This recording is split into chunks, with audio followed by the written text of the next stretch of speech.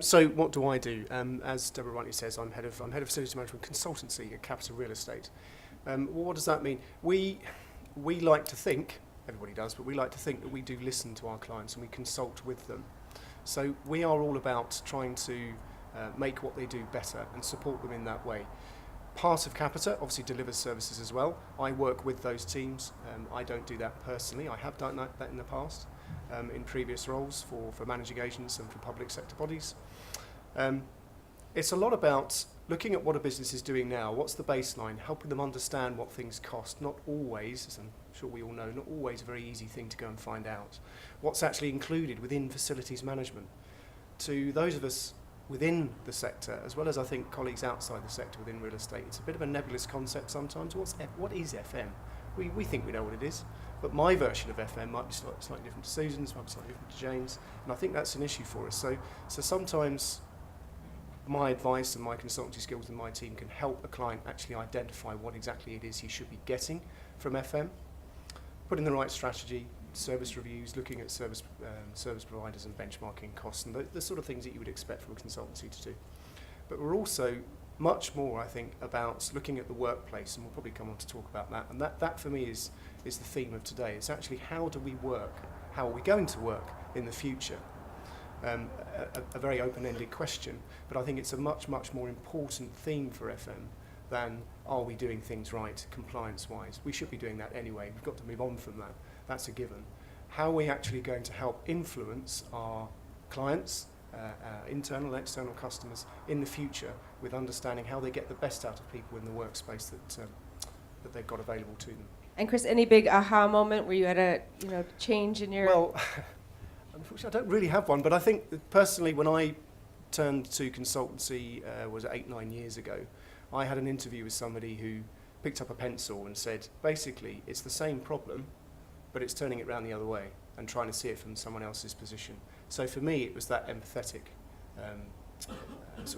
reality check. It's saying, well, actually, put yourself in their shoes. How does it actually look for you? And I think that's done me in good stead. So thank you so much. Susan. Hi, I'm Susan Barry from Nokia. And as I was saying to my colleagues last night, it came as a bit of a shock to me when I woke up one morning early this year and realised that I've been with Nokia for 20 years this year. And the reason I suppose I hadn't noticed is because I have had so many different roles and responsibilities, all within FM. I've worked for Nokia in the UK in a factory, and I've worked for them in Dallas, Texas, in an R&D centre, in New York, and now I'm in Fleet in Hampshire. And so I've seen many different sides of the company. The company's evolved and changed a lot. We pride ourselves on the fact we don't do change management. We don't have time because we just change all the time. And so, as I say, I've had many different roles. And at the moment, we are going through, Nokia's just acquired Alcatel-Lucent, a company marginally larger than us. So we are going through a big transition period, which obviously affects real estate and facilities management as much as everyone else by the time we try and amalgamate buildings and people, and I'm sure many of you have been through that before. So exciting times, and also quite busy ones. Some of the things we're focusing on at the moment are, I actually now run the global FM contract. We outsource all our FM, including many other things. And as Chris was saying, what is FM? And we include a lot of stuff in our FM contract, including environmental health and safety and a lot of other parts that maybe people don't always include, but we do. And in some cases, like in India, we also have a fleet of car drivers. So, it's an interesting world. One of the things we're trying to do at the moment is harmonise service levels across the world and across the two halves of our company as they come together.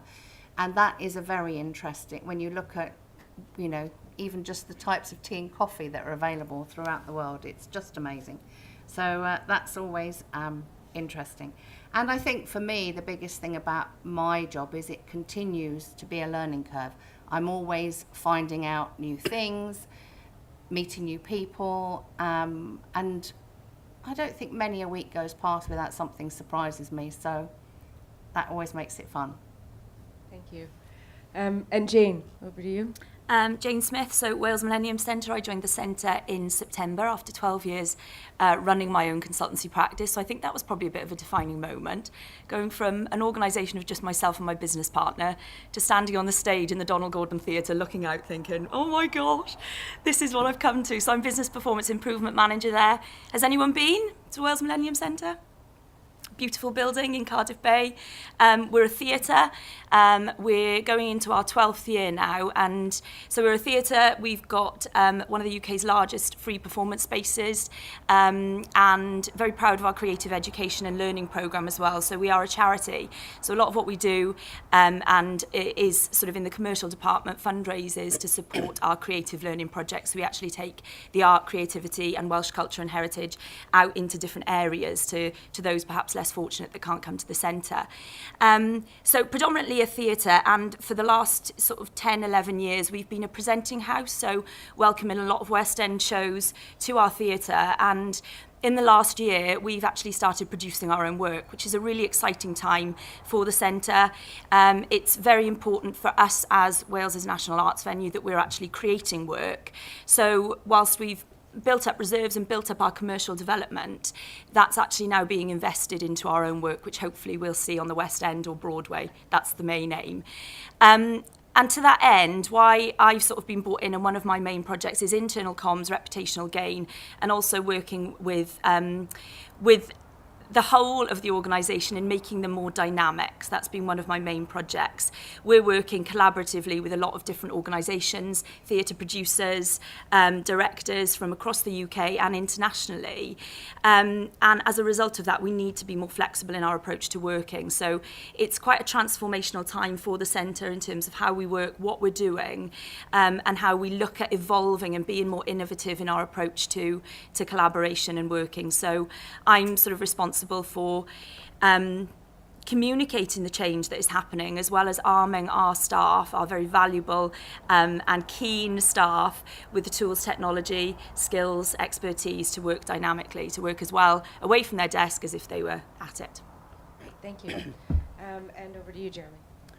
Okay, thank you. So, yes, I'm Jeremy Howe. I work in HR.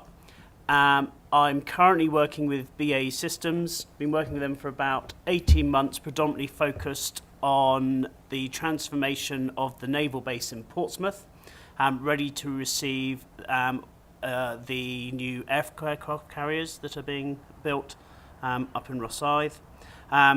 So massive FM project to transform that base. You know, at the moment, if you were to go and plug in the power to one of those carriers, Portsmouth would turn off. So there's a lot of transformation to be able to receive the carrier, and as well as resource plan, actually not just that transformation, but then how you're going to service that size of vessel. But myself personally, in terms of my background, well, I specialise in change. And supporting the people impacts of change, and where organisations have big significant changes or transformations that they're going through, they often need to bring in additional support around a number of work streams, but one of those is people, and that's where I come in. So for about the last 12 years or so, I've moved around various organisations, supporting them with that change and transformation, and the people impacts, which I think is where where the employees come in terms of the behaviours, helping them through that change process. And I'm sure, again, many colleagues in the room have been through various changes in their own organisations and in their careers. And there's someone like me sat there trying to help manoeuvre people through that change and understand the impacts and the reasons why it's happening. So yeah, I think that's what I'm about in terms of sort of a big moment in my career. I think having moved from sort of through into this kind of environment where I move around to different organisations, having to understand their cultures and and ways of working and adapting to that quickly, and that being part of what I do. One of the things that I was reflecting on earlier is early on, typically whether a business is downsizing or growing, there are some significant impacts on people's employment. And